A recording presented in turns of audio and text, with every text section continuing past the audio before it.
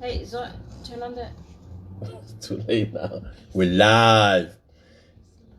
Good morning, mob family. How is everyone today? Oh, I'm sore. That's what I am. I'm sore. Hello. Whoever just joined, hello. Good morning.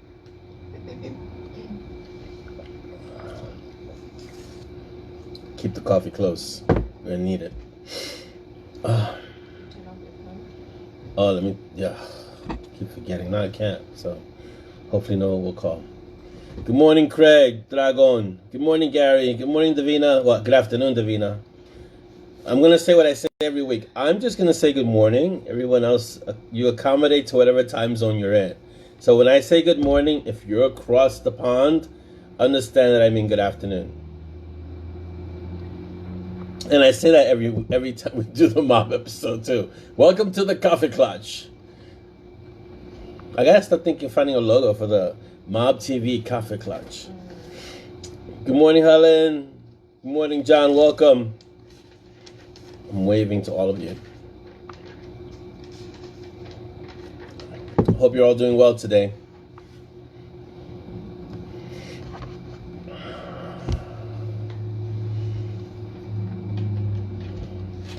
Just waiting for a few people to come join us. Get your coffee, your tea, your cocoa, hot water. And waiting for a few more people to join, and then we'll officially start.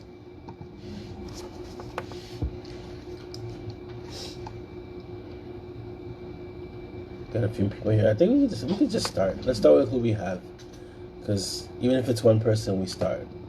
So hello everyone, welcome to episode 37 of our Mob TV live Cafe Clutch. Thank you for being here with us today. You're not gonna see us on YouTube today. Hello Darren, welcome. Hey Chris, good morning. You're not gonna see us on YouTube today because Chris is currently mom hurting. He's dealing with his mom. So this is, you hear me say Mob TV, COVID is real, right? Be safe, wear your mask. Right now, Chris is dealing with his mom who has COVID. She tested positive. So we want to send out a huge positive shout out to Chris and his mom that everything turns out okay and that she's recovers well and that there are no lasting effects from this. And it's a real thing. And, we're dealing with it. And so Chris, stay safe. Hope your mom is okay. And hope you're okay too because you're exposed. So just, you're in our thoughts, you're in our prayers, and we'll keep you with a lot of positive energy, sending it to you and to yours right now. We're my family, so we look out, we take care of each other. So anything you need, let me know. Send me a text. I know you're in the hospital right now, or you're actually quarantined at your mom's house.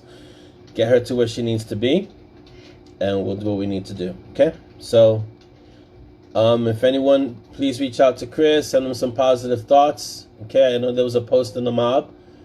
So let's just keep in touch with each other, in this time of isolation. It's a good time to stay in touch with each other, okay? Let's see what have we got. Shout outs to everyone else, the tribe, everyone who's good and, going through their thing. The tribe is a little stir crazy this week because actually this week we had good Wi-Fi, right? We had great Wi-Fi this week, so that was good. But they're going a little stir crazy anyway because it's just, that constant being inside. So shout out to the tribe who made it through another week of virtual school, which was not that easy to do. I mean, I think it's a little harder on the parents than it is on the kids. But the kids, Dolly and I were discussing this. I think what the kids have to deal with is the lack of socialization. And they don't get to see their friends as much. So it's a different environment for them. So it's hard on them as well. Plus, their parents are around them all the time, so they can't slack off. So it's not that easy to slack off in school now. So there's that too. So we're not on YouTube today, but don't forget that if you want to follow us on Instagram, you can find us at Bitten Peaches. We're there. We have our ZAZZLE store, which Dolly is considering adding more stuff. She's always adding more stuff to the ZAZZLE store. So just find our ZAZZLE store and go get some swag. our newsletter at www.orlandoasanchez.com. You can sign up there, and you'll get 3 short stories that are free, and then you can sign up to the newsletter, and then you'll get other information. And BookBub. Don't forget to follow me on BookBub, okay? Hello, Rhiannon. Welcome. All right, so those are our announcements. If you guys have any questions or any announcements that I might have missed. Oh, Rachel Kane. God, I don't want to, I mean, I'm sorry I'm doing this, but I don't want to start on such a, but it's a real, we're a family, so this is reality, right? Rachel Kane, I wasn't familiar with her work, but she passed away recently, as did Tracy Bennett. Tracy Bennett was just a mob member. She passed away. So my condolences to Tracy Bennett's family. Ash reached out to me, and my condolences to Tracy Bennett's family. She was a mob member. She talked about the M&S books all the time. And Rachel Kane is a fellow author who passed away recently. She was ill. And so they were giving away Audible codes for her books, but just go, I L3'd it, and just go grab some books. It'll help support her family. So these are things that are part of life. These are things that happen, right? So go and, she writes in urban fantasy. She has a lot of really well-known series, and she was a very well-known author. She had an anthology with Jim Butcher and Patricia Briggs and Charlene Harris. So she was well-known. So get some of her books and help out Rachel King's family if you can. Malcolm, good morning. All right, let's get to updates. Walking the Razor. I'm sorry, I'm never publishing it. It's never going out. Sorry. And that's the end of our episode. Great. No. Walking the Razor should be done by today, hopefully. So it should be done by today. And hello, Audrey, question queen. I'm looking at the calendar. So if you see me looking away, I'm usually looking at the calendar. I'm looking at the screen where I can see your questions or comments. I was discussing Walking the Razor. According to the shredders in the art, it's a good book. So I'm very excited to have this come out and be in your hands soon. So that's going to be fun. So I'm looking at getting it back today from Final Edits. Hello, Amanda. And then it'll be out for you guys. I want to say Monday. I really do. The usual. It goes out. The first day it goes out, it's 99 cents for the mob. And then it goes up to regular price for everyone else. The mob always gets it for 99 cents for the first day. So, and also it's on KU. So even if 99 cents is a lot. Hello, Jasmine. Welcome. It goes on KU, and you can have it as part of your KU subscription. Then They Bite goes out to the art. So I was of two minds about this, right? I wanted to release the Nixia White stories all at once because I figured I learned my lesson with the Michigo story, right? Rule of the Council. By the same token, I wanted to release the They Bite story because it's a lot of fun. And it's different, and it's set in a different world. So I asked you guys, and most of you said, release it now. And so I'm releasing it ASAP. The art will be ready Monday. It's almost done. The first part is only like 20K. It's really short. It's like a novella. So, and it'll be 3 novellas. Hopefully I can keep them all within the 20K range. We'll see. That's the same thing I said with Rule of the Council, and the last one ended up being 40-something, 43K. So that should be out Monday. And then I start, right after that, I'm still reading Sepia Blue to get kind of like the feel for the last, for Nameless, which is the next one. So I'll be finishing that over the next week or so, and then I'll get into Nameless. And then, we'll get Sepia out there, start getting Sepia ready. Shout out to Laura, who can't get into the chat. I think she has physical therapy today, so shout out to Laura too. And shout out to anyone who couldn't make it today, because there are a lot of you who said, I can't make it today. And, you say that to me like I'm going to be upset. And for me, it's a privilege and an honor to have you join us in the mob, Cafe Clutch. So don't be upset if life intervenes and you have to take care of life. We've always said that. I've always said that, life happens. And if you need to go take care of life, then you take care of life. And we record these, so if you want to watch it later, you can watch it later. So shout out to all of you who couldn't make it today on December 4th. And I was commenting with Dolly that we were measuring our lives now in terms of Mob TV episodes. So it's really weird how time is compressed. It's like today's a Mob TV episode. The next Mob TV episode feels like it'll happen tomorrow, even though it's 2 weeks from now. But when we get to the next one, it's like, where did the time go? It's that fast. So today, December 4th, episode 37. For those of you who weren't here, welcome, shout out, and I hope to see you at the next Mob TV Cafe Clash. The next one will be the 18th, and the following one will be January 8th. We're not doing one on January 1st. So, gotta have one day off. That's New Year's Day. So we're gonna be taking that Mob TV day off. Okay? Oh, so let me get my greeter. Where's my greeter? Hello, where's my greeter who's supposed to come and say hello to the mob? Hi! Okay, that's my greeter. Hello, Hawkins, welcome. All right, so did I give all the updates? I don't want to go through everything so fast and then we don't have anything to talk about. Then it really becomes a show about nothing. It's like the Seinfeld of the mob. So, what else do we have? Oh, Requiem. Requiem, Craig will be happy to hear this. Requiem has dragons in it. Requiem will be starting the 21st of this month. And it'll end when it's supposed to end. I can't give you an end date on that one because it has to be written. That's happening concurrently with Sepia Blue. But I didn't want to just do Sepia Blue without doing a Monty and Strong. So Requiem will be happening kind of in the background as I do Sepia Blue in the foreground.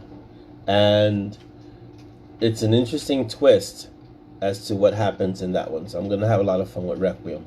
And there be dragons. So, hashtag dragons, hashtag villains unite, hashtag Craig Zimick. Craig Zimick. You're a hashtag now, Craig. So, what else do we have? Oh, John logs in. First of all, tomorrow's DFS show, which is the dysfunctional show, I guess, has Nasri Noor. So if you read any of Nasri's books, he's going to be on the show tomorrow. So don't miss the show tomorrow at 11. If I'm not mistaken, 11 my time. So John's going to have Nasri as an interview. John and Noah, I think they're the ones who host the show. And their guest tomorrow will be Nasri. So don't miss that show. Go watch that. And also John released E-Index 10. Searing Visions, if I'm not mistaken, which is the most recent book in the E-Index series. So go grab that if you haven't. That's definitely an L3 because I know I put it in the room as an L3. So make sure you grab that. And I don't know what he's up to next. It might be another Sinister. I don't know. Don't quote me on that because he jumps around and does a bunch of things. But he might also be going back to Platoon F. I know he misses writing that. So make sure you get the last E-Index book, which has been out there, which he just released it. So let's grab it. I'll promote it a little bit more so we can get him that orange sticker for sure. What else is new? Oh, I've been working out. So last week I didn't work out last week. I started Wednesday. I went back to the gym on Wednesday. And it was shocking, to say the least. I hadn't lifted weights, heavy weights. I was lifting kettlebells. But I hadn't lifted heavy weights in about 8 months, aside from lifting my body around, right? And so the kettlebells were light. Hello, Tina, welcome. Timothy, welcome. And so on Wednesday, I was able to go. It was a light day. I didn't go too heavy. I also wanted to ease in. I didn't want to crush myself and then end up sidelined for a month or two. And today I went again. And today was a little heavier. It was a heavy day. And I've come to the conclusion that strength is a real thing. It's amazing. I still have a lot of the strength that I've had, even when I haven't trained for 8 months. I still retained most of it. I would say 80%, 90%, almost all of it. I didn't push further because I didn't want to push my body further. But mentally, like your central nervous system gets adapted to a certain weight. I was telling Dolly today about the deadlifts. So when you do the squats, you do warm-up sets, right? And you work up to what you call your work weight. So today I just only squatted 350, so it was light. So I was doing like 135, 225, 315, then 350, which is the work weight. But when you do deadlifts, there's no warm-up. It's just, this is what you're going to do. This is the weight you're going to do. And today I was doing 405, and I'm looking at 4 plates on either side of the bar. And I'm saying, okay, I know I've done this before, but it's a mental game that you're playing, because 405 is heavy, yes, but if you're strong enough, 405 is not heavy. But it's like what you do in the gym is like what you do in life. You can psych yourself out. It's a mental thing. If you fix in your mind that you can achieve something, you can. But likewise, if you fix in mind that you can't do something, you can't. And so I'm sitting there because I put up a bench and I sit there and I chalk my hands because, you know, we go old school with the deadlifts. And I'm chalking my hands. As I'm chalking my hands, right? And I got the old style chalk. And I'm look at my hands. I always tell Dolly my hands look like Hulk hands. So I'm chalking my hands and then I'm looking at the weight. Part of me is like, wow, that's heavy. But part of me is like, you've already done this. And then there's another part, and that's the part that you have to really hold on to. Whenever I face that heavy weight, just like any other situation, in my mind, I've already done it. So I see the 405, it's already lifted. It's already done. Now I just need to actually do it. It's a really interesting way of saying things, but it's like writing a book. It's already done. Now I just got to actually write it. And you can apply that to anything in your life. You want to start working out, then just get started. It's already done. Get in your head and just already done, and then actually now go to the gym, go for a walk, get the weights in your house, something. But you've got to fix your mind to do it. That's my inspirational moment for today. That's my Zen moment for today, which I will get back to, I promise. I just haven't been out walking as much, but I have been with the weight vest, and I'll get back to it and I'll start doing the Zen moments. Let's see. Okay. What time is it? We didn't go through much time. Okay. Character contest. You know what? I'm having a hard time thinking of a question for the character contest. So I'm going to reach out to the mob. And you guys bring me questions as to what the character contest question should be. Now, mind you, the criteria is there's a question that's based only on the Monty and Strong World books. So it could be anything in the Monty and Strong World. Whoever answers the question correctly can then become a character that will die in the next book. That's the condition. You're going to be in the book, but you're going to die. So I'm going to let you guys help me with this because I'm having a hard time thinking of a good question. And a lot of you can, because the stories are fresher for you, you can reach back all the way to 2 Yards and Butterflies and think of an awesome question. So I'm going to let you guys come up with a question, and then I'll vet through the questions to see which one is the hardest, and we'll use that one. And then that's the one that'll be a character contest question. And whoever answers that question correctly will then be a character that will die. Just want to emphasize that part. Okay. Let's see. So yeah, you guys help me with that. I'm going to need help with that one, with the character contest. Let's see. We also have questions today, right? So we're going to save those for later because we have the questions from Audrey, the question queen. Let's see. Oh, Craig is asking to discuss the current release. I think I already did, but I'll go over it real quickly again. Walking the Razor is coming out. I'm anticipating Walking the Razor. For those of you that just joined, Walking the Razor is coming out on Monday, right? Hopefully. I anticipate it being Monday. And They Bite, which is going out for art on Monday, should be out the following week, or maybe towards the end of next week, because it's really short. Let's see. Darren says, could you put everyone's name in and do a random generator? I don't know, Darren, maybe. But I like the question. Jeanette wants to know, can it be a character that lives? Yeah, that's a hard one. Character that lives means I have to develop continuity for the character. So, character that dies usually just exists for that book, and we might mention them in passing, but they're dead. It's easier, Jeanette, to have it as a character that dies. Hello, Kenneth. Welcome. So I'm watching the comments on the live feed. So if you want to add a question, please, or make a comment, I'll try and read it, or Dolly will catch it and then she'll say something.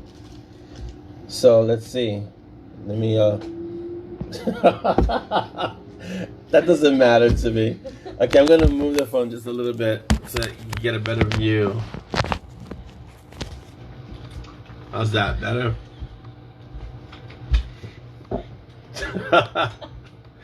my production department's telling me put the phone up here. So I'm gonna listen because that makes me smart. All right. So I don't know, Darren. I don't know about putting everyone's name in a random thing and doing a random generator thing. Maybe, but I like the question idea better. Oh, let's see. Oh, see. Wow. See, those some real good ones already. Oh, Davina wants to know, can we have a Darth Monty alternate timeline spinoff? You don't know what you're asking, Davina. For me to even pull that off would somewhat zilla-fry my brain. So that's an easy one, Tina. Tina's asking who first made magic sausage for peaches. That's an easy one. That's too easy. You got to think of hard. Let me explain to you. You got to think of hard questions, like really, really hard. That's not hard, Tina. Like the question that I asked for Cassandra was, I mean, I think she was the only one that answered it. That's how hard it has to be.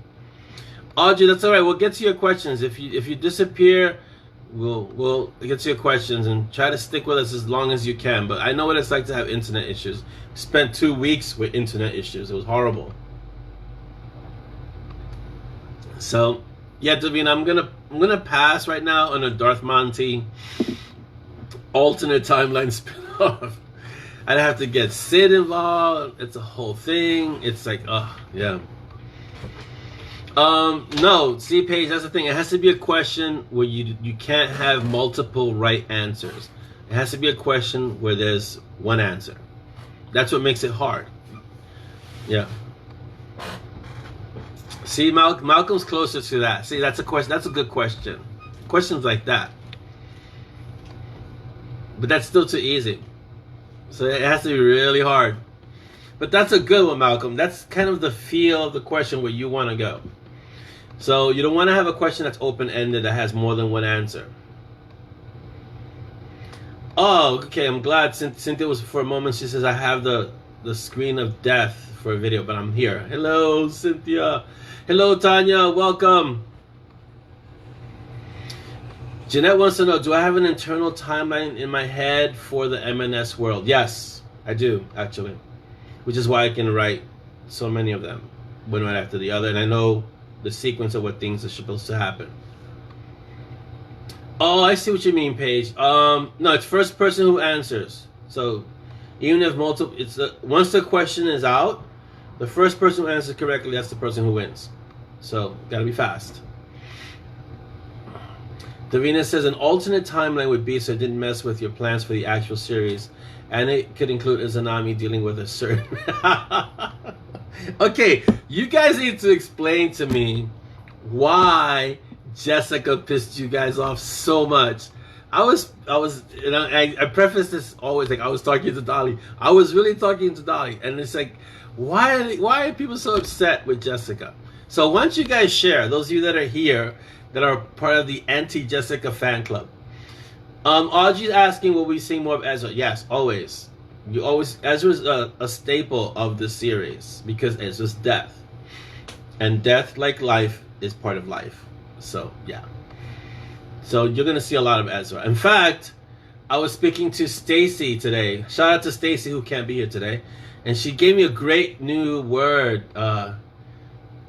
Sitzfleisch, which basically means sit down and get the work done, like ass in chair, like just stay there until you get it done. It's a Yiddish thing, but she's gonna get me this book of Yiddish terminologies that I can use for Ezra, which is awesome. So yeah, let's see. I'm reading the feed. Hold on. Jeanette says that much stupid needs to die. She's not stupid. She's naive, which is different. I can't explain it any more than I already did without. Yeah, don't spoil it. Yeah, try not to spoil it. For those of you who haven't read, because there are a lot of people who have not read, who are not art people. So try not to say it without spoiling. Yeah. Hello, Scott. Welcome. Malcolm says on page 36 of Ziller's Quantum Entanglements Restructured, what does Ziller state as the 44th law? That's the perfect question, Malcolm. Yes. Audrey says Jay is too dogmatic. It's hard to explain. But, Zaftig would be great, Cynthia. It's hard to explain. It's not a matter of so much of dogma, but she's been indoctrinated. And so I explained, I kind of alluded to that. I tweaked a few things in the book. So when you guys read it, you'll see. There's a conversation between Simon and LD regarding Jessica and kind of explains all of that. So, and I'm going to use Malcolm, I'm going to use that in one of the books. Oh, I'm going to use that in one of the books. Because that's just a perfect question. So I'm going to use that in one of the books. Yes, Paige. And that's true. She comes across that way because she is that way. But she's going to have an arc and she'll grow. Yeah. Right. But she wasn't really a stand-in, Marianne. She served a purpose. And because no one can really stand in for Monty. But she was there as a presence of the Black Orchid. And it'll develop later on. Sort of like how the Void Vortices, when they happened, they were a moment. And then later on, they were a catalyst for something else. That's the same thing with her being there helping Simon as opposed to chasing down Monty will have ripple effects later on. As Chris says, everything's connected. So it has ripples. Her being there and not doing what is deemed what she should have been doing will have ripple effects later on. So, but it was really interesting to see how polarizing she was. Yeah. Yeah, and she has her own series. And it's going to be fun because she has to be trained as a mage. And the first person who gets to train her is Master Yacht. So how much fun is that going to be? And she's going to have to learn that there's a world outside of the Black Orchid. So that's going to be fun. Yeah, it's not even close to that, Jeanette. Because there are things that will impact her worldview. So it's not even that. Let's see, Davina says, I don't want to read it out too. Let me see. Her total disrespect towards anyone. The fact that people don't call her characters. Where's my mouse? Okay, because I can see. Yeah. She's narrow-minded. Yeah. So, as anyone who's been, I don't want to say, because this is a very specific situation. As anyone who's been subjected to a certain worldview or indoctrinated or brought up to believe things to be a certain way, you can relate to what she's going through or her position. But she's going to go through radical changes. And yes, it starts with the Master Yacht pain train. So, that's going to be, ouch. Yeah, that's going to radically change her life it's going to radically change her life, and it's going to radically change her opinions on what a mage is, what a mage isn't, their level of power within the hierarchy of power. Because right now she thinks mages are like the top. She's going to be brought to a painful realization that mages are very much near the bottom when it comes to power. And that's going to shock her world. So, there you go. No, it's not wrong, Jeanette, because she was written that way, and the Master Yacht pain train is oof. I've already written the scene, so the scene is it's gonna happen in her series. So I might include it in Requiem, but just because it's too fun not to write. But I don't want her to take away too much from what's going on in Requiem. And Requiem is gonna be, wow, yeah. Requiem is Simon kind of reconciling with his past. So yeah, and it's like Darren says, I thought she was just like Simon when he first met Monty and wasn't aware of all the crazy things that followed. The only difference was that Simon was open-minded about the things that he has experienced, right?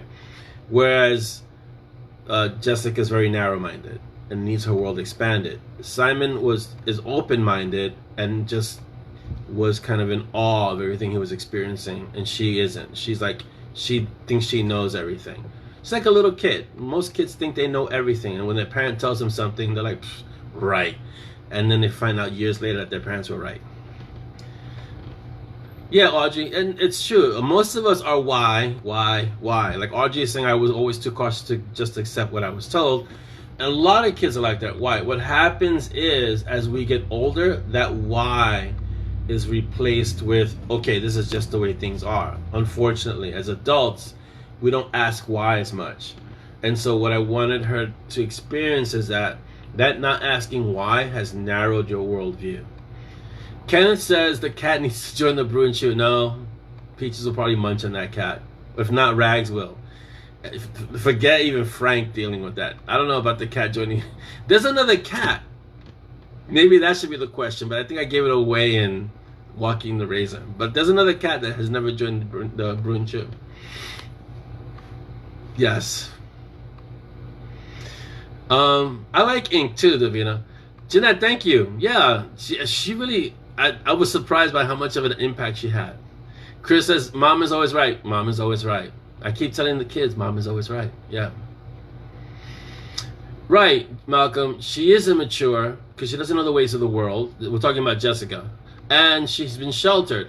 Not only has she been sheltered, she's been brought up to believe a certain thing, that mages are superior. So you combine all of those things. If you've ever met anyone who's sheltered, anyone who's grown up in a certain kind of belief system or household, you can totally relate to how she is. Yes, she's very young for a mage, Tina. Yep. Jeanette says, beware the mom voice. It's just the mom voice and the look. Like, Dolly has a great mom voice that I keep telling her doesn't carry because it just goes like this. But it's like the Darth voice. Somehow the kids listen. They hear that voice. And I hear it and I go, they don't even hear you past the room. What are you talking about? The kids are attuned to that voice. But I know when it's coming because the octaves start going up and then it drops. So then she becomes Darth Mom. So, are you typing? Did you type? I know she said something. Dolly's right next to me, by the way. And it's so great. Oh, I hope Audrey's still here. All the questions this week aren't for me. All the questions this week are for Dolly, which is awesome. I think so, Jeanette. I think it's just like, so the mom voice in the Latin culture, it's not only the mom voice, at least in the Latin culture that I grew up, it's also the mom sandal. My mom was a sniper with her sandal, right? She can take you around a corner and she can hit you with that thing, right? So it was the mom voice, the sandal, and the look. Oof, the look. If you got all those, that you were done. With dads, I think with dads it's more a certain presence and a certain look of like, I can't believe you really thought you were gonna get away with this, kind of thing, you know. And dads have the voice too. Like in our home, I very rarely raise my voice. Do I raise my voice? Very rarely. But I speak loudly anyway, right? The chancla, yeah, Paige, that chancla, oof. That chancla was dangerous. So I very rarely raise my voice. I don't really speak loudly. But when I raise just a few, yeah, it gets scary. So I always modulate my voice to keep it at a certain level so the kids don't think like the house is on fire or something like that, you know? Yeah, see, like Davina, and I think we're conditioned, Davina. So Davina says, my maid sister told her granddaughter to put a cup down using the mom voice. I put mine down without my brain even getting involved. Like my ears gave instructions straight to me. You're like, okay, You don't even think about it, right? And so that ties in very much to Jessica, right? Because she has been told something for so long, her whole life, that she doesn't even question certain things, even when she's seeing them. Like her whole relation with Simon, as she's seeing this happening, her brain is disconnected. And so now Master Yacht will help her connect the brain again, painfully though. That's all. Jenny says, my mom had a hierarchy. Like, oh, hello to anyone who has in the feed, because I know the feed is scrolling. Hello, Mark. Welcome.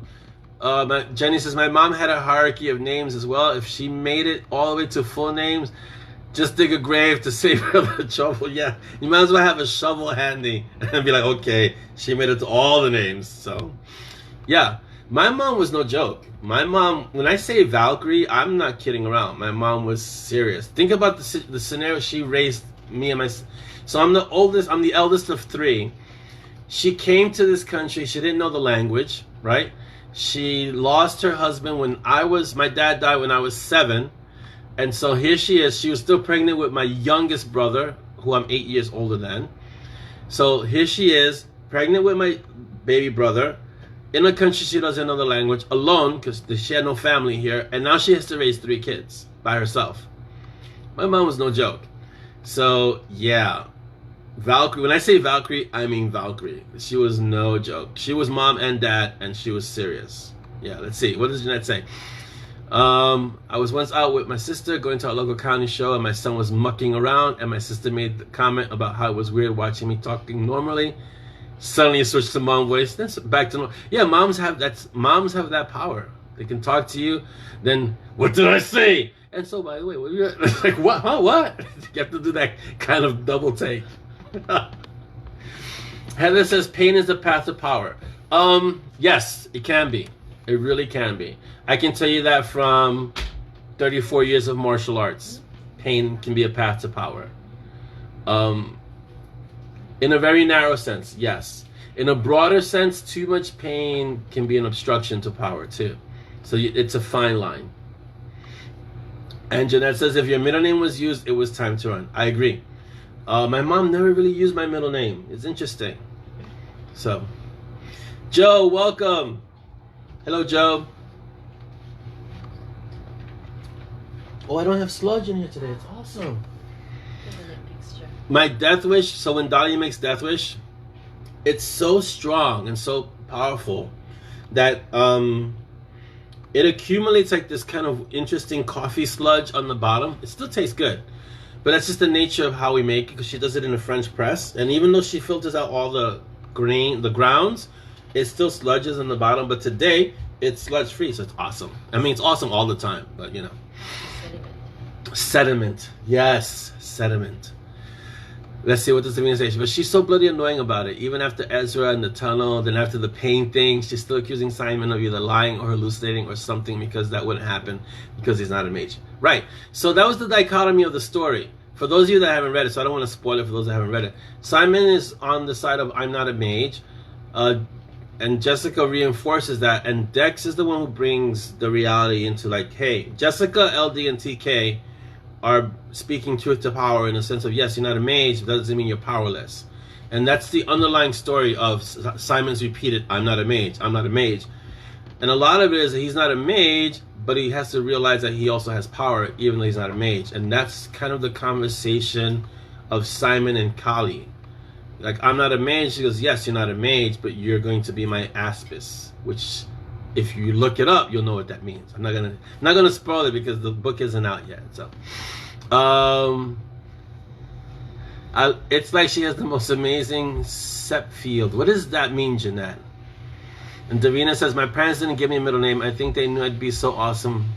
I'm surprised they didn't just give you one name. You can be like Fabio or Madonna. Welcome, Joe.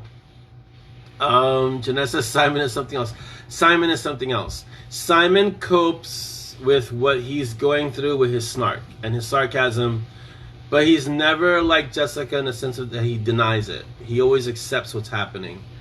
But he copes with, like a lot of people, like a lot of us, he copes with the fear with humor, or with his attempts at humor. Oh, someone else's problems. Yes. Yeah, she does. She has a serious, an amazing someone else's problem field, for sure. Malcolm says, French press, use a coarse ground rather than fine. So I'll order coarse ground next time. Thanks, Malcolm. I'll try that. And one day we might find out what. That's for sure, Davina. You will. All right, should we get to... I want to get to Audrey's questions because they were awesome. If Audrey's not here, that's next week. Dolly says that if Audrey's not here, it has to be next week. I say no, because this gets recorded. Audrey can watch it. Marianne, go focus on your exam writing. Have a great weekend, okay? Thank you for being here. Oh, it's going to happen soon, Jeanette. Where are Audrey's questions? You look them up. They're on the Cafe Clutch logo. Yeah, there they go. Audrey questions. Bum, bum, bum. Okay. Questions for Dolly. I like that. We should just have a whole segment. Questions for Dolly. Are you ready? You have to answer. I don't want to hear it. Okay. Dolly, did anything surprise you when you started working with Orlando? In particular, his writing. Let's go. I want to hear this one. Well, Wait. Can you guys hear her, or should she be in frame? I just want to know if she should be in frame for this. Can you guys hear her? Oh, well, okay. Or is it a little fuzzy from where she's sitting? You know, she should be on screen, right? Oh, Audrey's here. Audrey's here. We'll let Audrey decide. Audrey, should Dolly be on screen to answer your questions, or should she be off to the side where you can barely hear her voice and it comes across garbled and muffled and she's very quiet? Exactly, Davina. I think she should be here, like, you know. She's trying to bribe Audrey. So I'm going to let. Do you want to come on screen? Come on screen. Okay, just answer on frame, see? You can get closer. No space. Don't tell me there's no space. Come. Come on. Hi. There you go. You got the question? Yes. I'll move over a little bit to give you even more space. Plenty of space. We're gonna move the screen back. She's on frame. Everybody wants you on frame. Do you have the question? Do you know what the question is? Yes. Okay. So Audrey, I actually found out about your questions right before. So. And they were submitted 4 days ago. No, it was. No, her 13 questions were. hours ago. Oh, 13 hours ago. Okay, that's good. That's plenty of time. Okay. Well, I wouldn't use the word working together because, I mean, when we met each other and we got together, I started reading his first drafts. The first one was The General Contractor, which will never come out. That would never see the light of day. That one. Right. And then it was The Spiritual Warriors. So I really, it's hard to use the word working because it's always so seamless. I mean, our life we practically do everything together. Yeah. So did anything surprise you? Were you surprised? No? Okay. No. I mean, you know, I liked your writing when I started reading it. She and knows I thought it better was say awesome. that. She knows.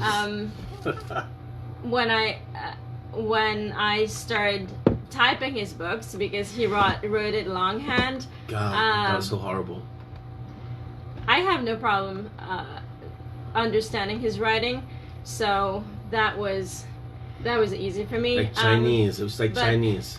At the beginning, there were the editing was a long process, and I was doing a lot of the typing in the middle of the night, you know, after a full-time job and and a baby on the boppy in my lap.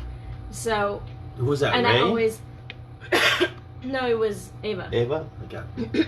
Ava's the eldest Valkyrie. Yeah. And I had little calendar, and I had little schedule of how many pages I was doing per hour. But it was mostly the editing, not so much the typing that took the time. The comma thing, I gotta tell you, Davina, it has been from the start. I don't know what you're talking that's about. not something that I don't know what you're talking will about. be remedied in this lifetime. Ever. Commas is just these strange things. I don't know what you guys are talking about. Never heard of them. Yeah. And then there are M dashes and semicolons, which, I don't think it's ever going to take. So I hope that answers your question. All right. The next question. What makes you unique? That's a hard question, that one. What makes you unique? I don't know, everything. Everything makes her unique. I'd say I'm sort of a Jill of all trades, and she's pretty awesome. Mistress of none. She can handle IT, editing. She's being an awesome mom. Give me some coffee. Oh jeez, she needs coffee. Yeah, well, yeah. You want water? It's water. It's never been easy for me. I've never wanted to specialize in something, which, I still am not sure if that was a good thing, but I really like the fact that I'm able to do many different tasks and many different disciplines. And it really helps when you're running a business from the ground. Because you kind of have to be everything. You have to be the janitor, get up all the hats, web designer, the salesperson, the admin, and handle the accounts. So you literally have to have the more hats you have that you can handle, the less people and overhead. Cash outflow. Cash outflow. She's you really have good. The She's the CFO, and she's like, we're gonna save as much money as we can everywhere. So, yeah, she's awesome at that. What's the last question? The last question, is who's your favorite TV mom from the whoever the mom is in Gilmore Girls? Who's your favorite TV mom? Yeah, whoever the mom is in Gilmore Girls, that's her favorite TV mom. There's a show called The Gilmore Girls. It's from the. You don't think they know who the Gilmore Girls are? I don't know. Okay, if you don't know who the Gilmore Girls are, go ahead. It's from the early 2000s, and it's about this single mom who's raising her daughter in a small town, and I really like the way she relates to her daughter and how she builds a relationship with her. So she's very humorous, kind of a dry humor, snarky, and that's her favorite TV mom. She has this really deep and honest relationship with her daughter, so they can talk about everything, and she makes it clear to her daughter Rory that she is still her mom and she gets to put her foot down when it's necessary, but she's also her best friend, so Rory can come to her about anything that she wants to talk about, so. Aww, it's the Gilmore Girls.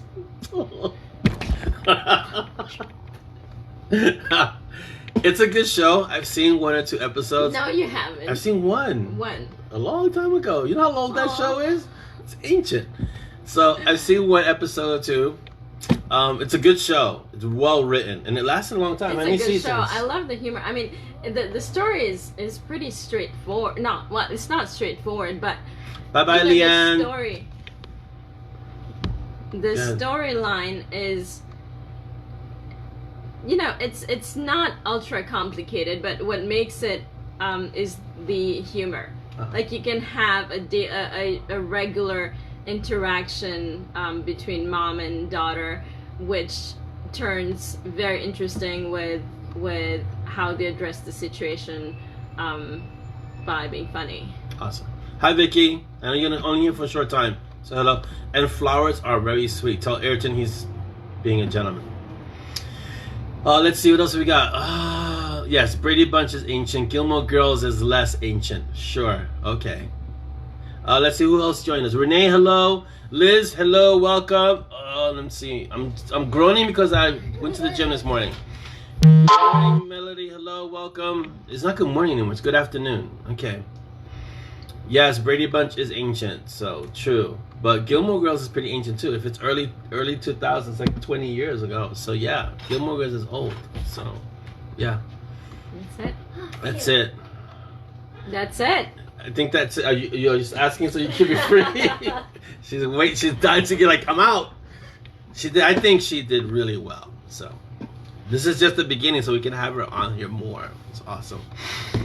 Hi, Liz. Yeah, welcome. I mean, if I missed you coming in, I apologize. The feed goes really fast because it's on the phone, and then I see it a little later on screen. So, Ayrton wants to be specific that they are pinky purple and very pretty. Awesome. As flowers should be pretty.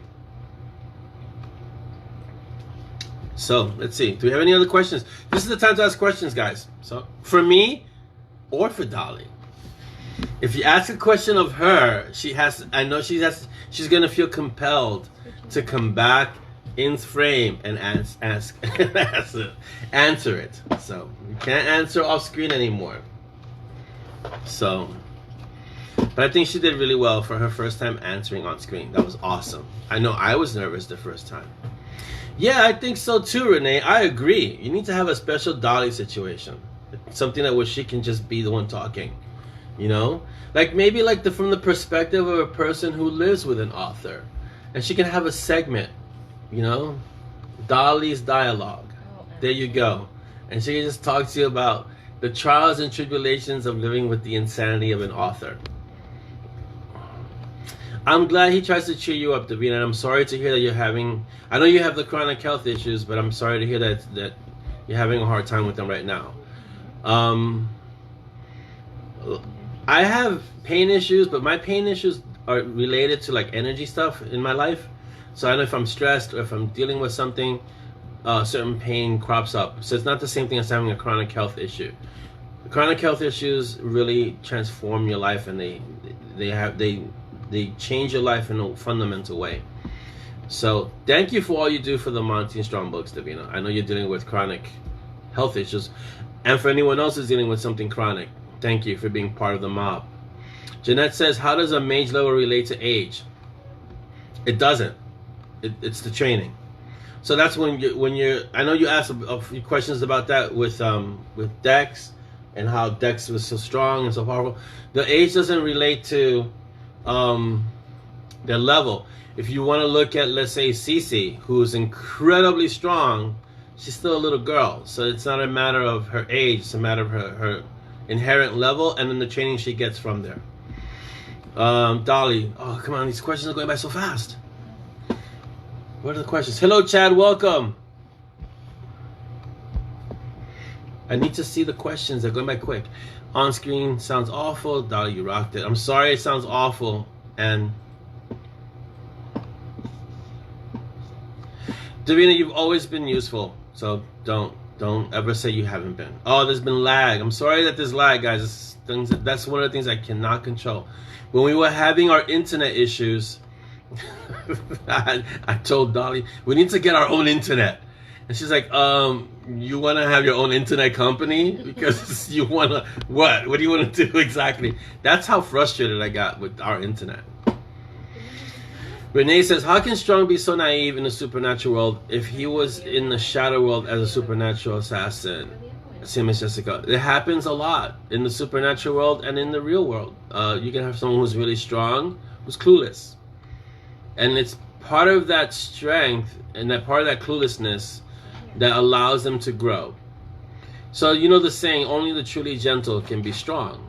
So it's like that. You can be strong and be clueless about your own strength. You've heard the term, I didn't know my own strength. I have experienced that. Like, I'll shake someone's hand, or in class when we're doing the dojo, I can hit someone. If I don't calibrate that, it took me a lot of years to learn how to be able to hit someone without breaking them or without causing them severe pain, because I didn't know my own strength. And I had no frame of reference, because I never really met people who were as strong as me until much later on. And then they taught me, You don't need to use your strength all the time.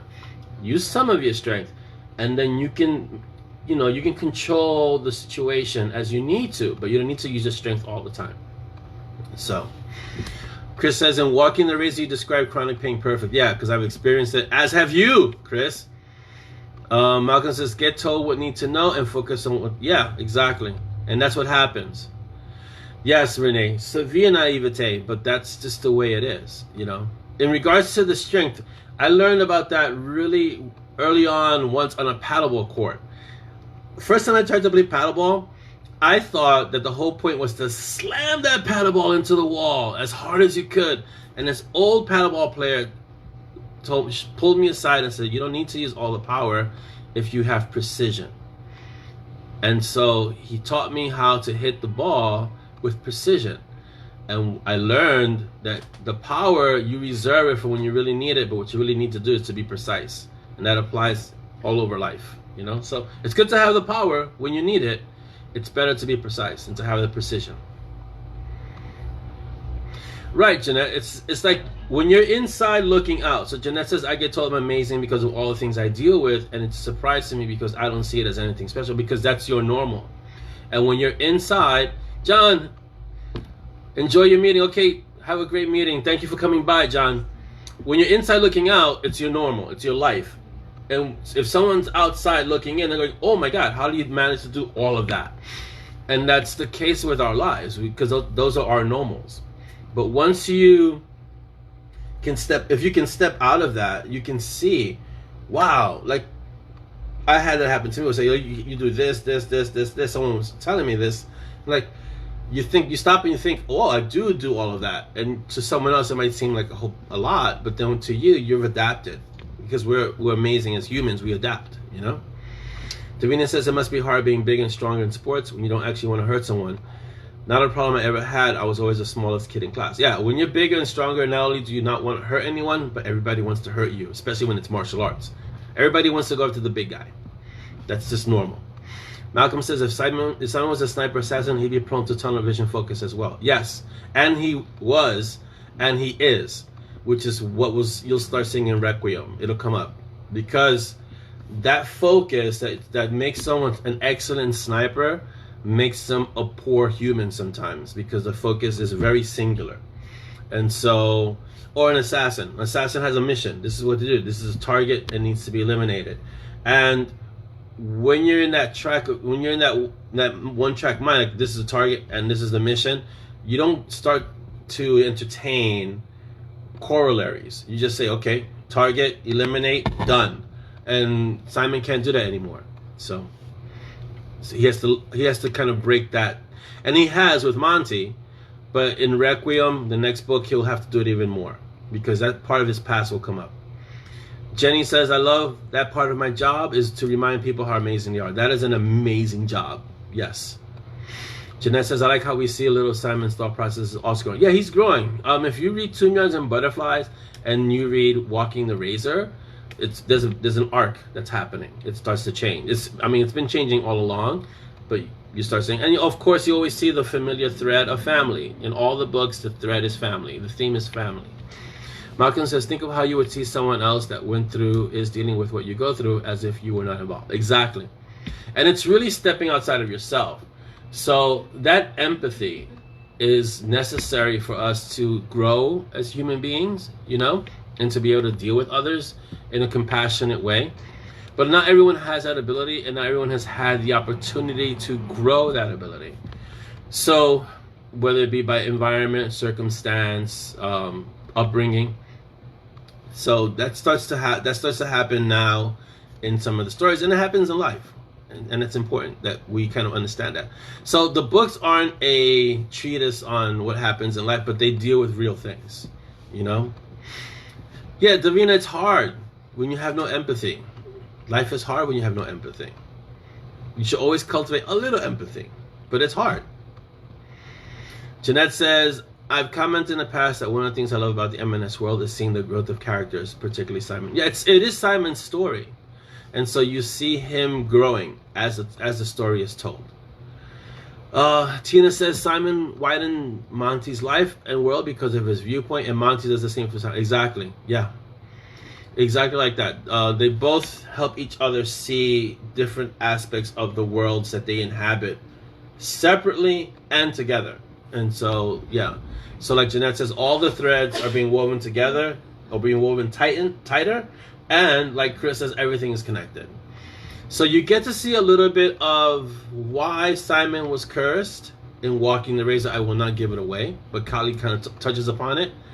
And what she does to him reinforces something that's going to happen. Jeez, what book are we on? Requiem, book 13? Not until like book 20, Entropy. Later on, you'll see what happens. Davina says, I have to approach emotional stuff from the mental point of view. If I haven't experienced something, I can't comprehend how it would feel.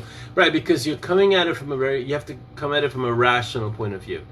So, and it's not good or bad, it just is, right? And so, it's a matter of how you have to deal with it, which is the key. That if you haven't experienced it, you have to kind of give it some thought, So, and like Chris says, uncontrolled empathy, like it could be dangerous, and then both extremes can be dangerous, right? So you want to have some kind of balance. But what you're describing, Davina, I know people like that who don't have that kind of empathy, so they have to approach it more rationally, and it's just what it is. Oh, Jeanette says 20 books. Yeah, it's more than 20. I'm looking. So Entropy is book 20. 21 is Archmage. And what's after that? Corpse Road, then Immortal, then Resolutions. Yeah, that's like 24 books there. There's probably more. Someone keeps asking me. I've had the question a few times. When, if ever, am I going to stop writing Monty and Strong? I say when the story's finished. So I don't know if the story will be finished or if it'll just be evergreen and keep going. When the story's finished, I'll stop writing it. They'll have a moment where they have to go their separate ways, or they ride off into the sunset, pull a Butch Cassidy and Sundance move. Who knows? Thelma and Louise. We don't know. Yes, Renee, that's thanks to Dolly. Dolly is the one who kind of gets everything organized. So if you saw the Excel sheet that she sent to Kevin, the narrator. So this is what I did. Kevin Collins is our narrator for the M&S books, right? And I told Kevin, okay, he wrote me an email about future plans. Like, what else do you want me to narrate? Is there anything else you want me to narrate past? He was up to book 10 at the time. And I said, yeah, there's a lot. But I'm just going to touch upon, there's some stuff in this book. And but Dolly's going to send you something really concrete. And she came back and sent him this Excel sheet with full novel, short story, this date, this. And it's like organized. Like, it's like, that's organized. So any organization that we have within the M&S world and all the other worlds happening is because Dolly has organized everything and made it. She's kind of, still a network and a web, but she's made it easy to read the web. Yeah, I mean, I think it'll be hard for me to write an ending to Monty and Strong. So I'm already at 24 books and I don't see an ending. So we'll see. Yes, it's teamwork, but she does most of the work. I do the writing. She does most of the other work. I dislike her because who do we dislike? Backstab prefer the Mal Reynolds. Oh, Firefly approach that he wouldn't shoot someone while they sleep. He says if he shoots them, they'll be awake facing him in arm. Yeah, I like that approach. Yeah. I don't know who you dislike, Davina, but okay, because the feed moves so fast, you guys. Hello, Amanda. Welcome. Wait, did I think that I already said hi to Amanda. Okay. Chad is the last person. Jeanette is still here. Okay, great. All right, we're almost done. Oof, we're past done. Now the time goes it's flying. Mm-hmm. So, wait, we have like 10 more minutes, right? Mm-hmm. All right, we have 10 more minutes, guys. Awesome. Yeah. I like Mal's approach because, yeah. Oh, yeah, Chi. Yeah, Chi is, how would I describe her? Machinations. There's always some kind of agenda there, you know? She will justify that by saying that she's trying to do the best for everyone, but we know the truth. It's really just a way of being that she would rather not be as forthcoming as she should be. It's easier that way. It's kind of like the way in large companies or in certain business circles, you know, I don't want to delegate because I could do it better myself. So I'm going to withhold information from the people who need it. That kind of mentality. Hello, Erla. Welcome.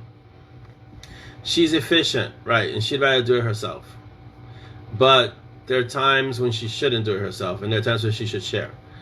And that's gonna be with Byako later on. She'll come in. Byako's gonna make an appearance in the M&S world, just not yet.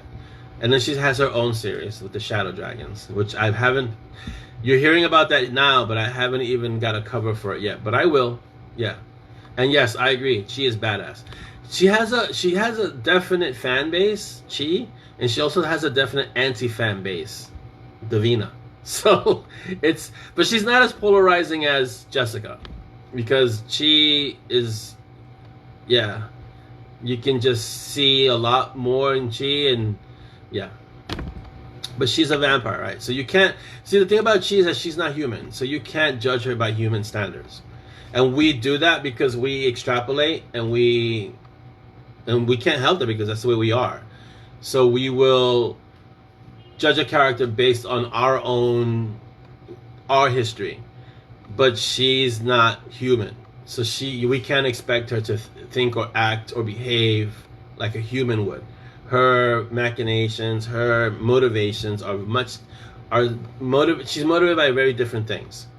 So that's why she is the way she is. Whereas with Jessica, we just want to slap her upside the head. It's just different. Yes, and she is crazy old, so she has seen things come and go, and it's like, yeah, exactly. And she doesn't really have time for human feelings. So if you want to make a comparison, someone made a great note in the art that I think it was, I don't if you know you'll know who you are when I say this note, that she is very much like TK in the sense of she's not gonna be worried about offending you. So someone made a note where TK said no offense, something else, and that person said, I can't see TK worrying about offending someone.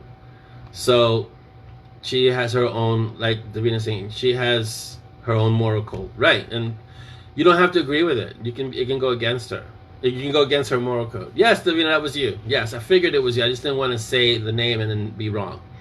Yeah, so TK doesn't worry about offending people. TK says things the way they are. That's it. She's the same way, just in a much different, more extreme manner. Yes. Exactly. And she's seen it, and she's been there, and she's done that, Audrey. Exactly. Yeah, we can't feed Jessica to Izanami. Izanami is already tied up with Gray, so we can't feed her to Izanami. Paige, the whole thing between Chi and Simon is a lot more complicated than it seems. So it isn't because he's theoretically indestructible, but that factors into the reason why she gave him the blade. But there's more behind that gets revealed over time. A lot of the M&S world, hello Wanda, welcome. A lot of the M&S world, like even early on in Tomb Yards and Butterflies, I warned all the readers. It was like, nothing gets revealed all at once. Like when you're meeting someone, they don't come at you with a document that gives you their whole history, and then this is everything up until now. No, you talk, you spend time together, and you start learning about the person over time. It's the same thing with all the characters in the M&S world. Tina says she is old school Japanese, old school sensei. She's very show, not yes. And if you remember Akiko from Rule of the Council, now you know where she learned it, right? So the old school Japanese, so it's a cultural thing too. Old school Japanese, one of my first teachers, when I learned one of my first kata, the way I taught kata, I would go through it with the student, I would explain it to them, I would tell them, my first way of learning kata, my sensei, one of my senseis, did the kata once and then said, now you. And I was like, what? So that's the difference, right? And so you got to pay attention and you got to learn. And I showed you already how to do the kata, so let's go. And what does Jenny say? She strikes me as a bit dog in the manger with Simon. I don't understand what that means. So, oh yeah, Davina, I know, but that's Chi. That's part of who she is. And she can't, so it's a little, it feels, it gets explained later on because it's hard. I don't want to give away what's happening many books ahead. So it comes across as selfish. She doesn't let him be with anyone else. If you read the date, you know that. And yet she's not completely in a fulfilling relationship with him. So it kind of chafes our sensibilities, you know? And so, yeah, listen, I make no apologies for Chi. I know some of you will love her, some of you will kind of like her, and some of you will detest her. And that's okay with me, really. I don't take it personally. That's what makes her interesting as a character. So yeah, and that's fine. It doesn't change your relationship with Monty and Strong, you know? If you don't like a character, that's fine. Now, Peaches, on the other hand, you have to love Peaches. So there you go. So it's that simple. Yeah, and it is his choice. He's an adult. But you can still think he's a knucklehead for being involved with a very old vampire. Seriously, your comment about her being at that point, yes, yeah. Well, yeah, and that's the thing. I think, Davina, for me personally, as a reader, not as an author, as a reader, like, I'll give you my personal feeling. When Jim Butcher killed Morgan, which is one of the wardens in the Dresden Files, I got pissed. And then I had to say, okay, wait, this is a fictional character. What the hell? Why am I getting so upset? Because you get invested. And so you know an author has done his job well. When you read a character, the author kills that character and you're upset. Yeah, that's an author doing what he's supposed to do. So I consider it an honor that you guys get angry with Jessica or angry with Chi, you know? So yeah, and that's what makes her real. That some people like her, some people don't, and she's unapologetic about the way she is. So she doesn't kowtow and she doesn't adapt to the people. She's a force of nature. So she is what people have to adapt to. That's her attitude. Either you adapt or you break. So you adapt to me or you break. And that's what motivates her, and that's what drives her. Yeah. Bye, Joe. It's great seeing you. Oh, Malcolm, that was books ago. I hope I didn't ruin it for you, but that was like years and years ago. So if you haven't read the Dresden File, I apologize. Let's see. She respects Simon, and that's her greatest gift to him. Yeah, see, you have to look at it from a Japanese sensibility too. So, Davina, yeah, Audrey, he can't dump her. He can't dump. No, he could try, but Davina's right. Yeah, that wouldn't work. That wouldn't go so well. That's interesting, Jenny. That our brains can't tell the difference between a fictional person dying and a real one. The same regions activate. That's interesting. I didn't know that. Yes, Malcolm, that's a very real possibility. And understand that she has to come. She's back into the story of Monty and Strong, and so we see her prominently in the next book in Requiem, because she's back. But thank you, Jenny. I didn't know that, so I'll have to keep that in mind when I kill Peaches in the next book. Oh, sorry. Did I say I killed Peaches? I'm sorry. Don't worry, I learned my lesson the first time I attempted that. That's never going to happen. Yeah, I think for our brain, it doesn't make a difference. Audrey, he can try. So what Audrey is saying is that Simon can dump her because he has a choice. But don't forget they're bonded, you know, and not just with the blade. So he could try dumping her, but it wouldn't go so well. It wouldn't be a pretty sight. It wouldn't be pretty for him. And it wouldn't be pretty in general, so... But there's a lot happening there. No, Darren, I will never, ever, ever mess with the dog. I do like how Peaches is growing, though. He has some great... Peaches always has great lines, but he has some really, really great lines in Walking the Razor. Malcolm, is that a threat or a promise? Malcolm says, I know American snipers as well, Orlando. I know a few snipers myself, so yeah, let's not go there. Yeah, we don't mess with the Hellhound, ever, ever. I learned that lesson early on, and actually there have been other authors, and I gotta wrap this up because we're already 5 minutes over, but there have been other authors who have killed the dog or whatever the pet was, and they really do suffer. Like the readers say, I'm done with you. Because you gotta remember, a lot of us are, like I have a dog, so a lot of us are animal lovers, and so to kill a pet in a story is almost by extension, like, you know, we've all gone through that loss. I've lost I remember it took me a long time to get a second dog. Winter's only my second dog. My first dog, Juno, was a hell puppy. It was a mix of a terrier and something else. He was a mutt. And he lived for, I want to say, almost 16 years. I had him from 8 weeks to 16 years.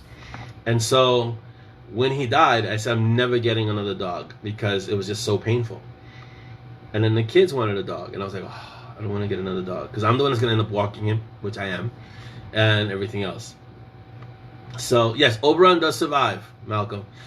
So we got Winter, and I got Winter because everybody wasn't really on board, but I got Winter, and Winter was really cute. But yeah, you can't get rid of the dog in a story. It's just too many close connections to that. Yeah, I don't want to get John Wicked. Thank you, Paige. Yeah, that part of John Wick, I could totally relate to why John Wick did what he did. Yeah. What's a heck puppy? Yes. Can't say hell. You can say heck puppy. Never, and you never, ever, ever mess with the animals. I totally agree. Yeah. Which is why Peaches is basically indestructible. So, yeah, he's basically indestructible. He has a weakness, which you'll see him walking the razor, but he's still indestructible. So, all right, guys, I'm going to wrap this up because if not, we'll be here. I can be here all day, for sure, you know? But we don't want to make it too long because I got to upload it and it gets really long and it gets crazy and it's a whole thing. But maybe one day we should just make an extended mob TV, you know? One that's like no time limit. Just hang out for 3 hours. It's a mob day. We should do that. Like maybe every few months we should have like a mob day. Not mob TV, but mob day. Where people can come and go. And we're just going to hang out all day doing this, you know? It's great to have you, Erla. Thank you for being here. I don't know what time it is where you are, Erla, but thank you. I hope you're not like Jeanette, where it's like in the middle of the night. So, okay, so I'm going to have my mob TV. Well, she's the greeter, but she's also what? And the closer. She's our mob TV closer now. She has given herself this job, apparently. So, this is our mob TV closer. Hi. Ms. Z. And she will be closing. So say goodbye. Bye. Peace out. Peace out, right. So be excellent and have a great weekend. And I'm in the room, so you guys have any questions or you know, I know I'm not always as available, but that's what the mods do, you know. But if you ever need to really contact me, you can PM me and I'll try to get to you as soon as I can. I am, like Paige said, in the middle of writing, more editing. And then there's the marketing aspect that's, yeah, on a whole other thing. So have a great weekend and be excellent. Bye, guys.